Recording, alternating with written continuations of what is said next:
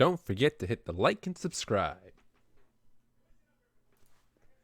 What's up, Cyber Dragon players, and welcome back to the channel. Today I have something truly special for you. I don't know if you guys remember our old friend Genesis of Ava, I think I'm pronouncing that right. Actually, this person stumbled across the video and reached out to me. It was just like, hey, you know that person in the video that you did? That's me. And I was like, whoa, that's absolutely crazy. Because the thing is, I was thinking like, oh man, it's the second time I stumbled across this person. It'd be really crazy if I ever meet this person. And anyways, we met, we chatted up for a little bit, and he was so awesome to actually send us a couple of clips of some of the more well-known Yu-Gi-Oh players that he's actually played against. So in this one, what I have is not only just Cyber Dragons versus Orcust, basically, but it is Genesis versus Nim Nim. That's right, the one and only legendary Yu-Gi-Oh from scratch Nim Nim is in this feud. Poor choice of words, but you get what I mean.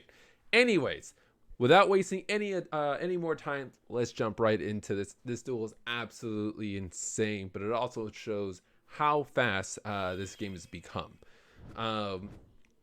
Going about it, Nim Nim opted in to go first. Nim Nim, like I said, he's playing Orcust. Genesis is continuing with Cyber Dragons. Now, bear in mind, this is with the old rules. So this was still MR4, and Glow Up Bulb and all those other cards were still kind of in play. However, this was like freshly after like Needle Fiber making his way over to the TCG. So now that the premise or the context has been brought to your guys' attention, let's jump right into this without wasting any more time.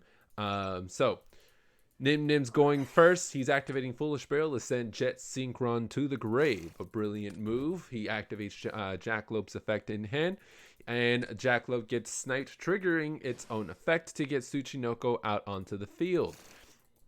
He then activates Nessie's effect, and we end up sniping Orcust Nightmare. By we, I mean Genesis, because I wasn't there.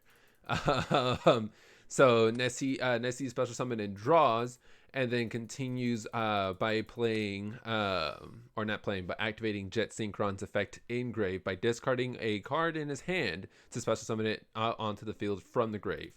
But when it leaves field, it's got to be banished, so he links that card as well as Tsuchinoko away for a Crystron Halki Fibrax. That's going to be, I'm pretty sure it's easy a name to pronounce once you start saying it more and more, but anyways. Halki Fibrax is now on the field, was met with an infinite impermanence because we don't want him to get another body on the board. But nonetheless, that doesn't stop Nim Nim as he proceeds to normal summon Symbol Skeleton. I know, it's absolutely insane. He normal summons Symbol Skeleton. Anyways, he links the two away for not there you go. For Union Carry. I don't know why that was not working out there. Because he did have two dark monsters, as you can see, Nessie and Symbol are both dark. So he is able to special summon Union Carrier that way.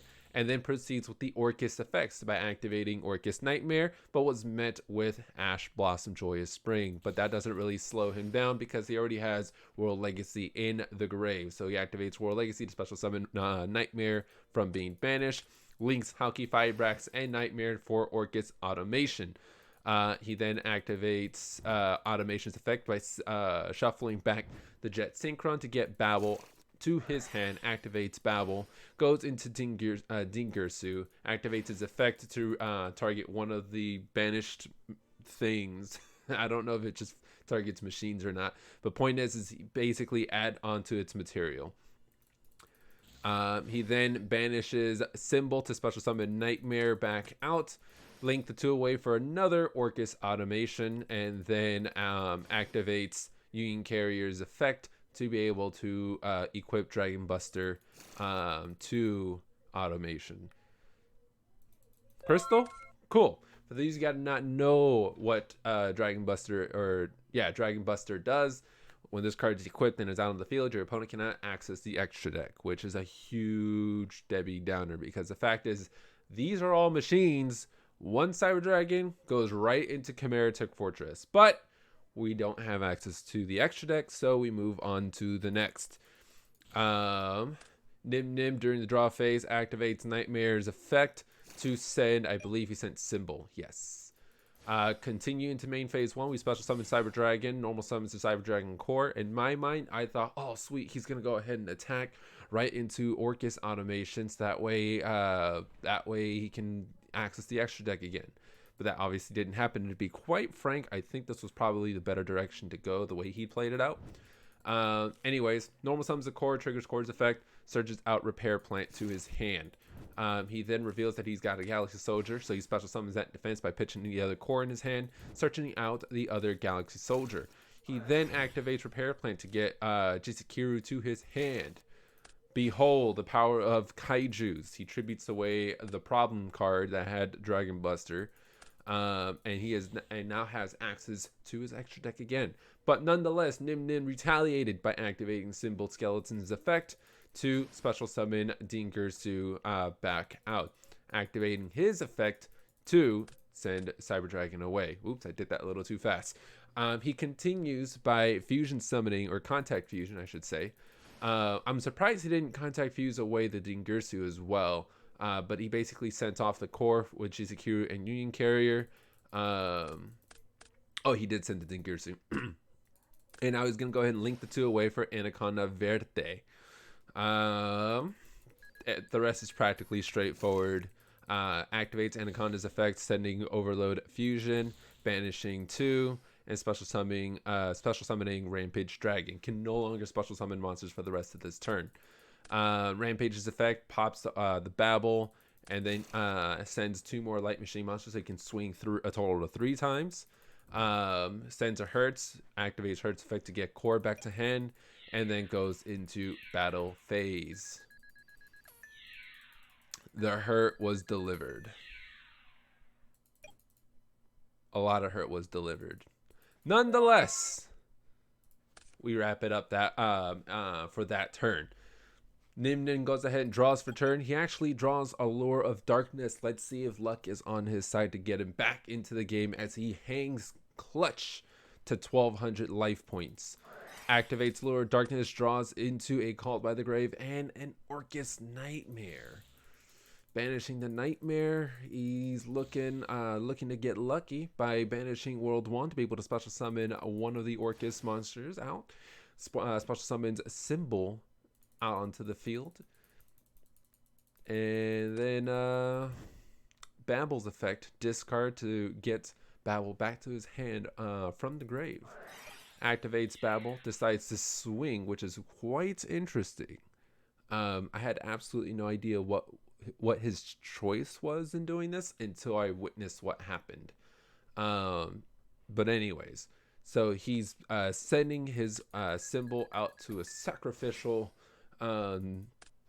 ritual, however you want to call it. Sends that to grave, was dealt damage between the 21 and the 12. He's down to 300 life points left. He now activates Symbol to be able to get Dingirsu out onto the field. Unbelievable. You think the comeback is so surreal at this point. Activates Dingirsu's effect, and he chooses to get back Symbol, which is amazing. I didn't see that coming. I thought he was just gonna send Rampage away, but nonetheless, he swung at Rampage with Dingirsu and then calls it a turn. It is now officially Cyber Dragon Genesis's turn. He draws into a Machine Dupe, and we all know what Machine Dupe is. Core Machine Dupe Scoop, and behold, that is basically what happens. So he normal summons the core, gets Rev System out, Machine Dupe special summon 2 Cyber Dragon, goes into Nova, into Infinity, calls it a day. Game 1 goes to the Cyber Dragon player. Moving on to game number dos. Nim Nim opted in to go first again. And Nim Nim goes for the orchestrated return play, basically discarding a War Legacy or Orcust to be able to draw 2. Then normal summons Armageddon Knight to send Nightmare to grave. Then at the resolution was met with a DD Crow getting rid of the World Legacy World 1, which was an interesting choice, to be honest. Nonetheless, activates Danger Tsuchinoko's effect, ended up sniping the other Nightmare into the grave, special summoning Tsuchinoko, and drawing one card. One card draws into an Allure of Darkness, which buys him some more time as he digs deep for some answers.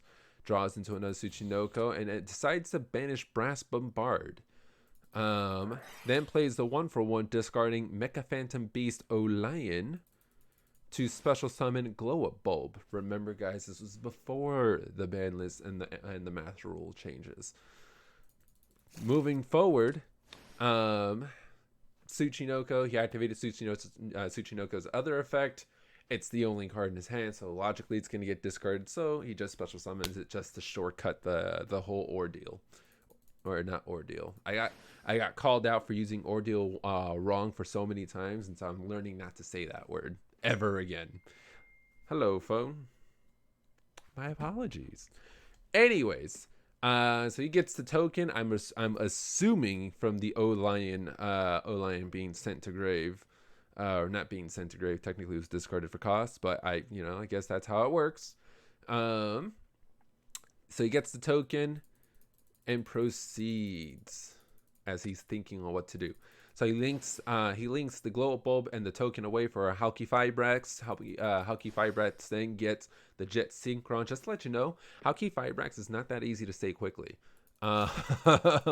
He links those two away for a Union Carry. He accidentally put not Halki Fibrax. He accidentally put Jet Synchron there when he wanted to put it there, so that way Union Carry can go there. Anyways, so he sets away the two Tsuchinoko and then activates Glow Bulbs. I spaced out for a second. Activate Glow Bulbs effect, sending one card from the top of the deck to the grave to special summon it out onto the field. And he's now linking for 4. That's right, he linked for 4. He got good old Appaloosa out onto the field to secure the day, for him at least. He continues to proceed. Oops, not fast forward. Ugh.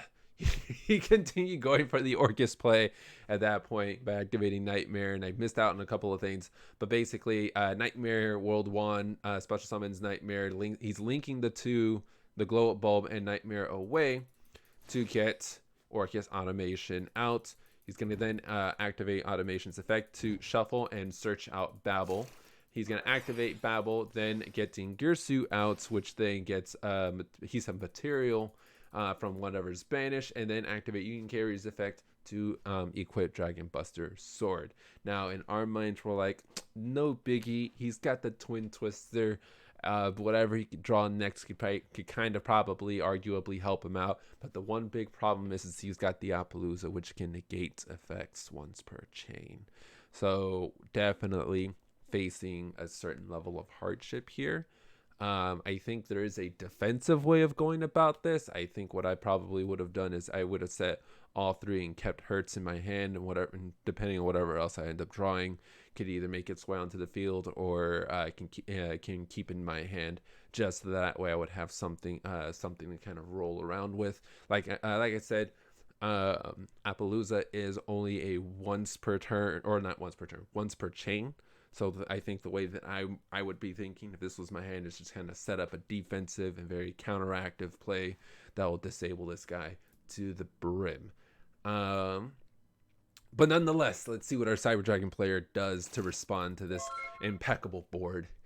Draws into another Super Poly, which is not very useful because of Dragon Buster, and unfortunately, Nim continues to push by activating Nightmare's effect and getting Symbol to the grave.